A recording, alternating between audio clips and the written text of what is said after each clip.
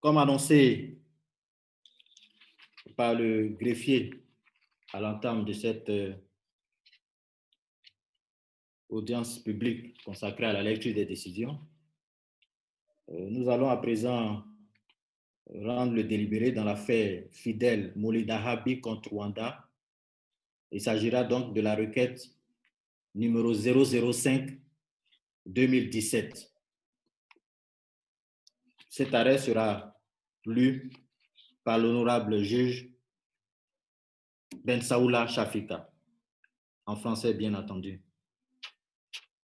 Honorable juge, vous avez la parole. Oui, merci, Monsieur le Président. Donc, la Cour composée de Sylvain Auré, président, Ben Kyoko, vice-président, Rafa Ben Achour, Angelo, Matoussé, Suzanne Mengue, Tuzilan Chizumilia, Shafika Ben Saoula, Blaise Jikaya, Stella Anoukam, Imani Aboud, juge, et de Robert Hinault, greffier. Conformément aux articles 22 du protocole relatif à la Charte africaine des droits de l'homme et des peuples, portant création du Cours africain des droits de l'homme et des peuples, et 8, alinéa 2 du règlement intérieur de la Cour, la juge Marie-Thérèse Mokamoulissa, membre de la Cour, ressortissante du Rwanda, s'est récusée. En l'affaire Fidel Mouli-Dahabi, assurant lui-même sa défense contre République du Rwanda non représentée, après en avoir délibéré, rend le présent arrêt. Les parties, Fidel Mouli-Dahabi, ci-après dénommé le requérant, est un ressortissant de la République du Rwanda, résidant à Kigali, propriétaire d'un véhicule numéro PAA 0162. La requête est déposée contre la République du Rwanda, ci-après dénommé l'État défendeur, qui est devenu partie à la Charte africaine des droits de l'homme et des peuples, ci-après dénommée la Charte, le 21 octobre 1986, et au protocole le 25 mai 2004. Elle a également déposé le 6 février 2013 la déclaration prévue à l'article 34, alinéa 6 du protocole, par laquelle elle a accepté la compétence de la Cour pour recevoir des requêtes émanant d'individus et d'organisations non gouvernementales. Le 29 février 2016, l'État défendeur a notifié au président de la Commission de l'Union africaine son intention de retirer sa déclaration. La Commission de l'Union africaine a transmis à la Cour le 3 mars 2016 l'avis de retrait. Par décision du 3 juin 2016, la Cour a décidé que le retrait de l'État défendeur prendrait effet le 1er mars 2017. Objet de la requête, l'effet de la cause. Le requérant allègue que le 3 mars 2013, son véhicule numéro PAA 0162 a été l'objet d'un accident de circulation avec un véhicule Toyota Carina assuré par Coral Insurance Company et qui a été déclaré responsable de l'accident. Le 25 mars 2013, le requérant a écrit à Coral Insurance Company demandant le paiement d'1 million de francs rwandais à titre d'avance pour réparer sa maison qui avait été détruite par une catastrophe naturelle. Le 5 mars 2013, Coral Insurance Company a accordé au requérant 1 million de francs rwandais à titre d'avance. La réparation de son véhicule a été achevée le 18 juin 2013. Le 23 juin 2013, la compagnie d'assurance lui a versé les frais de réparation du véhicule au montant de 110 800 francs rwandais, ainsi que les frais de transport du véhicule du lieu de l'accident jusqu'au garage et les frais de traitement des dossiers de police. Le 12 août 2013, le requérant a écrit à Coral Insurance Company pour lui demander de l'indemniser pour la perte de revenus subie pendant les 3 mois que son véhicule a passé au garage en réparation. La société a répondu qu'elle lui devait plus rien. L'avance d'1 million de francs rwandais qui lui avait été versée pour la réparation de son véhicule, ayant plutôt servi à rénover sa maison, raison pour laquelle le véhicule est resté si longtemps au garage. Le requérant a intenté une action en justice contre Coral Insurance Company, alléguant une perte de revenus, et l'affaire a été enregistrée au greffe du tribunal de première instance sous le numéro RC 0865/13/TGI/NYGE.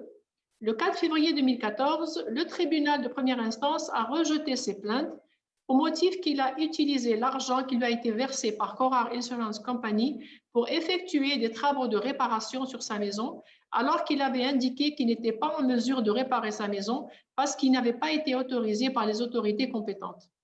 Le requérant a formé un pourvoi un pourvoi devant la Cour suprême qui a été inscrit au greffe de la Cour sur le numéro RCA 0087/14/HC/KIG. Le 24 novembre 2014, la Cour suprême a rendu son arrêt en confirmant la décision du tribunal de première instance pour les mêmes motifs. En ce qui concerne la maison, le requérant fait valoir qu'il a maintenu qu'il n'avait pas effectué de réparation, ce qui est en contradiction avec la décision du tribunal dans laquelle il conclut, relativement au véhicule, qu'il avait utilisé l'avance à lui verser par Coral Insurance Company pour réparer la maison, d'où la violation de son droit à un procès équitable.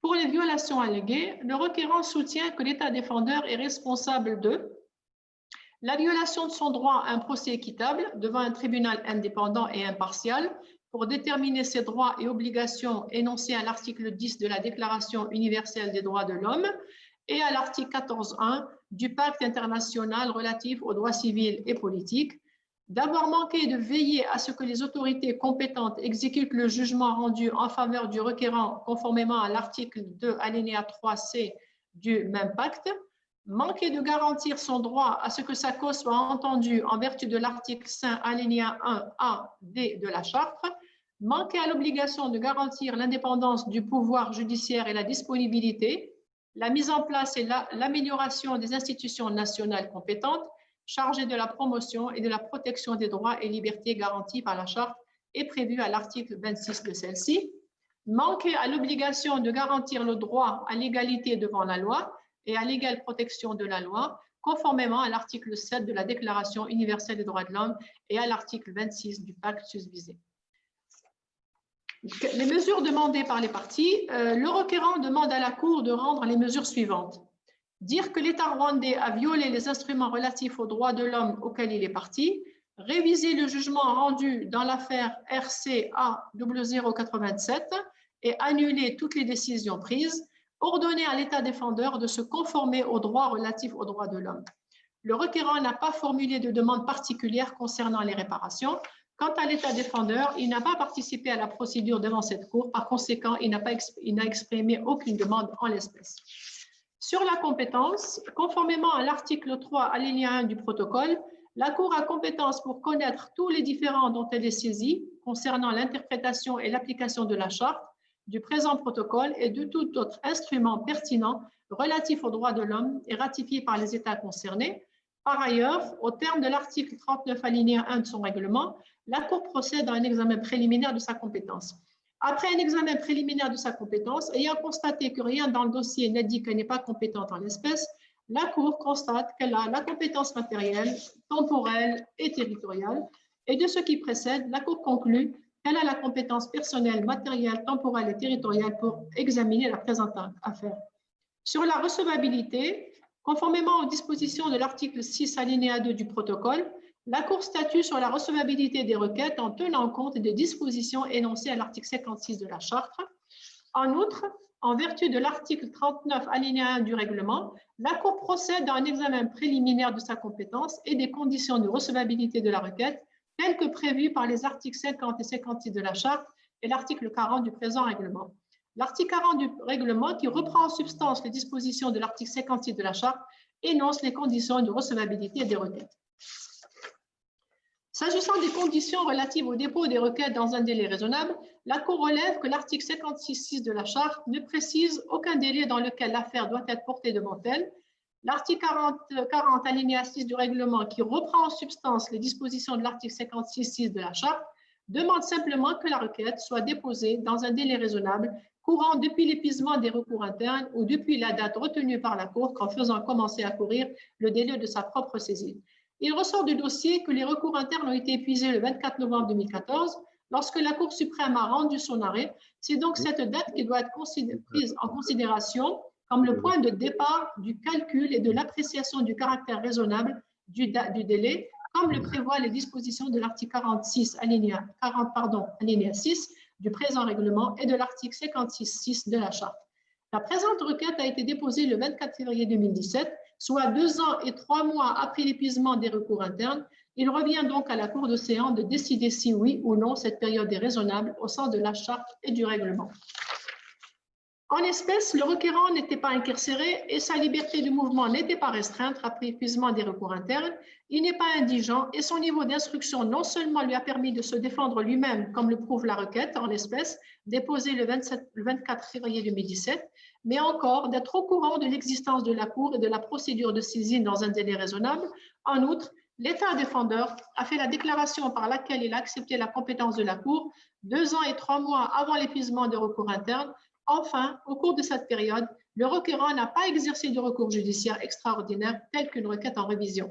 À la lumière de ce qui précède, la Cour conclut que le délai de 2 ans et 3 mois qui s'est écoulé avant que le requérant n'introduise sa requête n'est pas raisonnable au sens de l'article 56 alinéa 6 de la Charte et de l'article 40 alinéa 6 du règlement.